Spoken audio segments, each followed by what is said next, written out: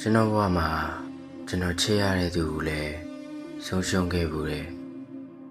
ကျွန်တော်ကိုချစ်တဲ့သူကိုလည်းဆုံးရှုံးခဲ့ရတယ်ကျွန်တော်ကိုကျွန်တော်လည်းဆုံးရှုံးခဲ့ဘူးပါတယ်ပြန်စဉ်းစားကြည့်ရင်အတိတ်ရောပြစ္ဆုတ်ပံရောမှာ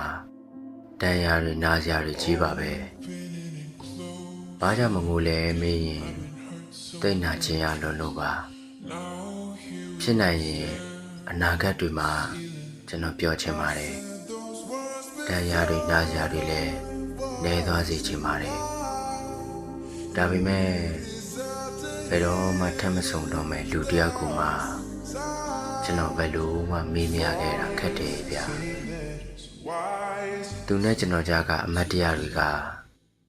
နှလုံးသားနဲ့ရင်းမိပန်းနေခဲ့ရတာဗျာ။သူ့လည်းနှလုံးသားနဲ့ပဲရွေးချယ်ခဲ့တာချစ်ခဲ့တာ